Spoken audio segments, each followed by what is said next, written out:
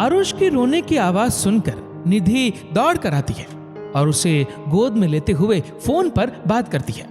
चारों ओर नजर दौड़ाती है, पर उसकी सास वर्षा जी उसे नजर नहीं आ रही थी। वो गुस्से में पैर पटकती हुई बच्चे को संभालती है और फोन पर उसकी मीटिंग भी जारी रहती है। तभी सांस को आता देखकर उन पर गर्म हो जाती है। आप इसे छोड़कर क्यों चली गई? बच्चा कब से रो रहा है। आपको तो इसकी जरा भी फिक्र नहीं है।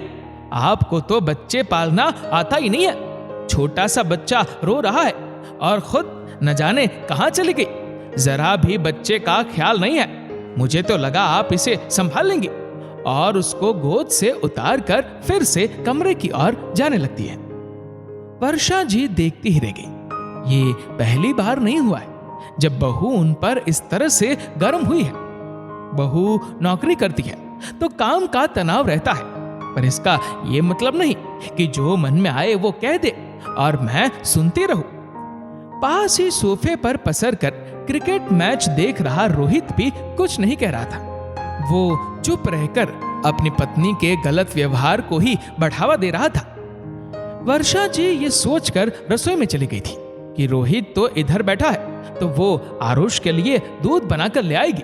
वो भूख के मारे ही रो रहा था, पर दूध ठंडा करने में समय लग गया और टीवी की आवाज में उन्हें कुछ सुनाई ना दिया। पर यहाँ सफाई देने से कुछ होगा नहीं। निधि किसी की सुनती नहीं है और रोहित कभी कुछ कहता नहीं है।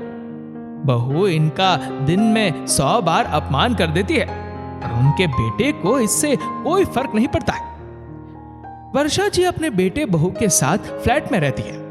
बेटे रोहित की शादी 5 साल पहले निधि से हुई थी।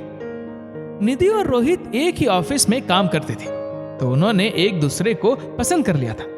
रोहित के पिता का बरसों पहले निधन हो गया था। उन्होंने लोगों को टिफिन बनाकर देने का काम बरसों किया और इसी से रोहित का पालन पोषण किया। रोहित को पढ़ाया। जब रोहित अपने पैरों पर खड़ा हुआ तो उनकी मेहनत रंग लाई।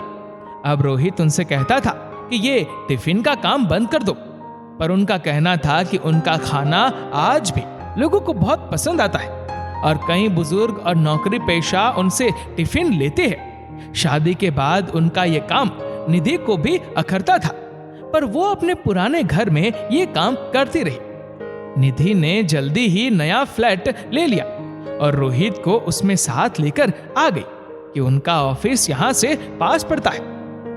निधि भी नौकरी करती थी तो उसने खाना बनाने वाले रख ली। उधर वर्षा जी की टिफिन सेवाएं चल रही थी। वो अपने काम में व्यस्त रहती थी और निधि और रोहित अपने काम में व्यस्त रहते थे। शनिवार या रविवार को दोनों मां से मिलने चले जाते थे। वर्षा जी अपना काम छोड़कर उनके साथ जाना नहीं चाहती थी। समय बीत रहा था। दोनों की शादी को 4 साल हो गए थे। अब सब रिश्तेदार और पड़ोसी पूछने लगे थे, तुम दादी कब बन रही हो? निधि भी हाँ नहीं भर रही थी और रोहित भी 4 सालों से मना कर रहा था। पहले करियर सेट हो जाए, घर खरीद ले, बड़ी कार खरीद ले, फिर बच्चे के बारे में सोचेंगे। अब इन्हीं सब में 4 साल निकल गए थे।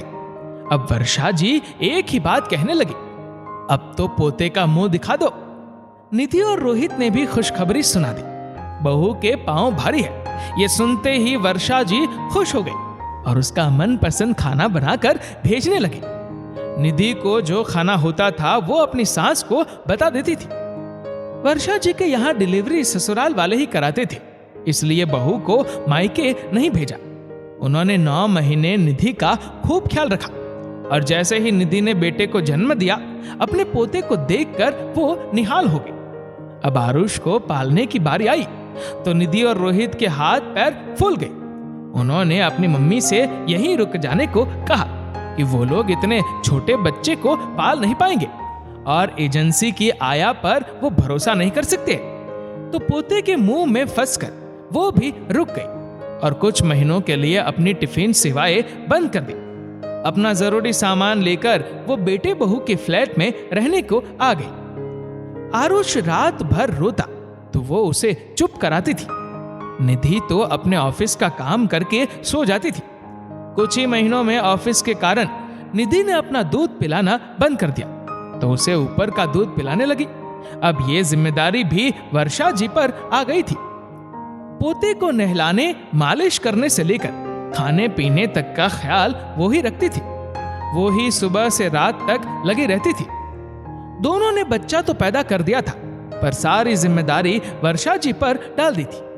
आरुष रात को अपनी दादी के पास ही सोता था। दोनों पति पत्नी बच्चा पैदा करके भी उसकी जिम्मेदारी से पूर्ण मुक्त हो चुके थे। एक दिन आरुष को तेज बुखार था। वो उनकी गोद से उतर ही नहीं रहा था। उन्होंने ऑफिस फोन करके निधि को भी बताया, पर जरूरी मीटिंग है ये कहकर निधि नहीं आई और देर रात तक आकर सो गई। बहू बेटे का ऐसा व्यवहार देखकर वो दुखी हो जाया करती थी।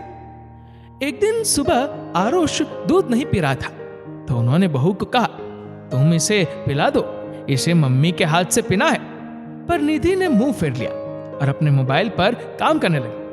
रोहित भी घंटों क्रिकेट मैच देखता रहता था, पर अपने बेटे को जरा भी समय नहीं देता था।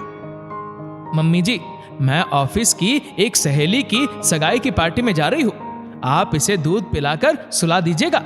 और वो हवा में कार की चाबी घुमाती हुई निकल गई।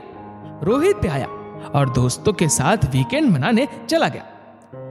दोनों के व्यवहार से ऐसा लगता था कि दोनों ने बच्चा दुनिया को दिखाने के लिए पैदा किया है। दोनों में से कोई भी अपने बच्चे की जिम्मेदारी लेना ही नहीं चाहता था। वर्षा जी ये सब देखकर हैरान थी। वो तो रोहित को एक पल भी अकेला नहीं छोड़ती थी। बच्चा पैदा करने से एक माँ का कर्तव्य खत्म नहीं हो जाता है।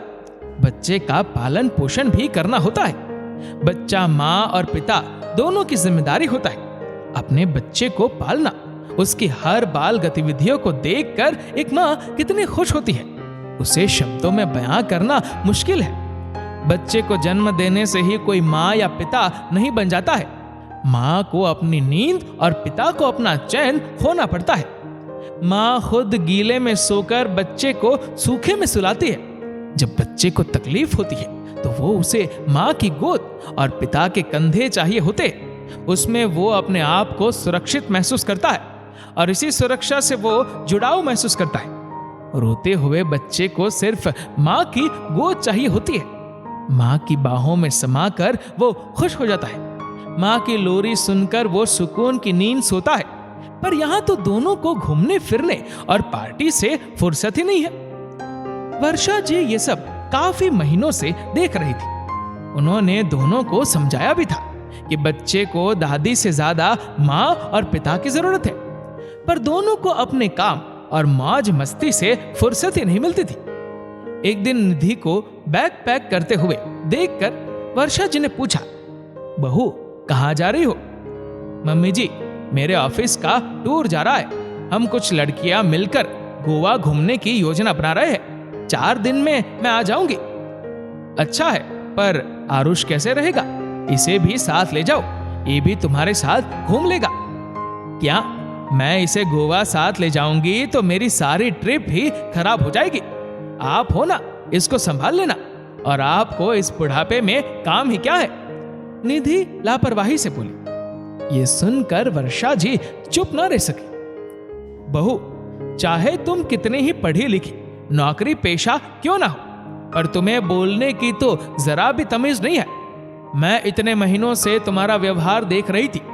जब तुम्हें बड़ों से बात करने की अक्ल नहीं है तो तुम अपने बेटे को क्या संस्कार दोगे? ये बच्चा तुम्हारी जिम्मेदारी है, मेरी नहीं। मैं इस बच्चे की दादी हूं, पर तुमने तो मुझे आया बना कर रख दिया है। तुमने तो इससे नजरें ही फेर ली है। ये बच्चा क्या तुमने मेरे भरोसे पैदा किया है? ये बच्चा तुम दोनों का है, तो तुम दोनों ही इसकी जिम्मेदारी संभालो। मैं इसकी सेवा अब और नहीं कर सकती हूँ। मुझे जाना होगा और अपनी टिफिन सेवाएं फिर से शुरू करनी है। मुझे कई फोन आ चुके हैं। मैं कल सुबह जा रही हूँ। ये सुनते ही निधि का चेहरा उतर गया और वो रोहित को देखने लगी। उसकी हालत देखकर रोहित से रहा नहीं गया। मम्मी जी, आप रुक जाओ ना, ये आपके पास ही रहता है और हमसे ये संभाला नहीं जाएगा। अभी तो ये कितना छोटा है, इसे अपनी दादी की जरूरत है। दादी के लाड दुलार की जरूरत है। आप इसे छोड़कर कैसे जा सकती है? ये सुनकर वो बोली, ईश्वर का शुक्र है कि आज मेरे बेटे की जुबान तो खुली। मुझे तो लगा था कि तू बोलना ही भूल गया है, और बोला भी तो अपनी पत्नी के पक्ष में बोला है। इतने दिनों तेरी मम्मी का अपमान हुआ, तेरी पत्नी मुझ पर गुस्सा करती थी, तब तो तेरी जुबान कभी नहीं खुली। और हाँ, जब इसकी माँ इसे छोड़कर गोवा घूमने जा सकती है तो ये दादी भी जा सकती है। पहला हक तो माँ का ही होता है। ये बच्चा तुम दोनों की जिम्मेदारी है, तो तुम इसे संभालो। सिर्फ जन्म देने से ही तुम्हारे फर्ज पूरे नहीं हो जाते हैं। और हाँ बहू, तुम क्या कहती हो कि मुझे बच्चा पालना नहीं आता है? तो ये याद दिला दूं कि तुम्हारे पति को मैंने ही पाल कर बड़ा किया है। अब तुम मुझे सिखाओगी कि बच्चा कैसे पालते हैं। अच्छा है, पर पहले तुम तो सीख लो, जो आज तक अपने बच्चे को पाल नहीं पाई। कभी इसके लिए जागी हो, कभी इसे लोरी सुनाकर सुलाया भी हो तो जानू। निधि, तुम क्या कह रही थी कि आपको इस उम्र में और काम ही क्या है? पहले अपने बच्चे पाले, फिर तुम्हारे बच्चे पाले। हमें क्या यही काम रह गया है? कुछ घंटे बच्चे पालना अलग बात है और पूरे बच्चे की जिम्मेदारी लेना अलग बात है। अब उम्र के हिसाब से थकान भी आती है। बच्चों के साथ ज्यादा भागा दौड़ी करने से घुटनों में दर्द हो जाता है। बच्चे को 24 घंटे संभालना आसान नहीं है। फिर आजकल के बच्चों का खान पान, रहन सहन भी तो अलग होता है। उस दिन मैंने इसके पेट दर्द होने पर नाभि में हींग लगा दी थी तो तुम मुझ पर चिल्ला पड़ी थी। मालिश कर दी तो तुमने मुझे उलाहना दिया। मैं दवाई देना भूल गई तो तुमने मुझ पर अपनी कामवाली के सामने गुस्सा किया। क्या मेरी कोई इज्जत नहीं है? कभी कभी बच्चों को घरेलू इलाज भी देने पड़ते हैं। हर बात पर डॉक्टर की दवाई नहीं दी जाती है। आरुष के वैक्सीन का ध्यान भी मैं रखूं। उस दिन इसके डायपर खत्म हो गए थे तो तुमने मुझे कड़वी बातें सुना दी थी। क्या ये याद रखना तुम्हारा फर्ज नहीं है? ज्यादा गर्म दूध हो तो तुम मुझ पर चिल्लाती हो। खिचड़ी अच्छे से बनाती हो, पर तुम्हें तो नुक्स निकालने की आदत हो गई है। पर अब मुझसे और सहन नहीं होता है। मुझे तो कुछ नहीं आता है। मैंने तो बिना पिता के बच्चे को ऐसे ही पाल कर बड़ा कर दिया है। अब तुम दोनों की बारी है। एक अच्छे माता पिता की तरह इसकी परवरिश करो और संस्कार दो। और हाँ बहू, मुझे बच्चे पालने के अलावा एक काम और भी है। मेरा भी नाम पहचान है। केवल ऑफिस में काम करने से ही स्त्री की पहचान नहीं होती है।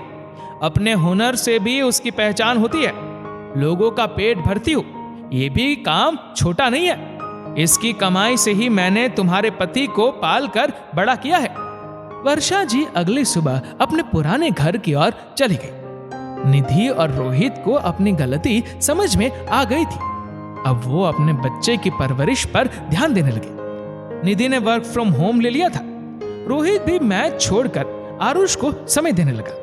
वर्षा जी कभी कभी आकर अपने पोते से मिल जाती थी। उनकी अपनी टिफिन सेवाएं फिर से चलने लगी। दोस्तों, कुछ युवाओं का आजकल यही हाल हो गया है। वो बच्चे तो पैदा कर देते हैं, पर बच्चे पालने की जिम्मेदारी से बचना चाहते हैं। अपनी जिम्मेदारी बहू सास पर थोप देती है। उन्हें बच्चे तो चाहिए, पर साथ में आजादी भी चाहिए। दादा दादी अपनी जगह है, पर बच्चे को तो माता पिता का ही प्यार चाहिए। और दोनों का फर्ज है वो अच्छे से अपने बच्चे की परवरिश करे। दोस्तों, इस वीडियो को आप किस तरह से देखते हैं? आपके विचारों और सुझावों को नीचे कमेंट करके जरूर बताइएगा। और अगर आपको वीडियो अच्छा लगा हो तो इस वीडियो को लाइक करेगा, शेयर करेगा ज्यादा से ज्यादा लोगों तक। और ऐसे ही और भी इंस्पिरेशनल वीडियोस के लिए सब्सक्राइब करें हमारे यूट्यूब चैनल को और फेसबुक पर फॉलो करें हमारे पेज को। धन्यवाद।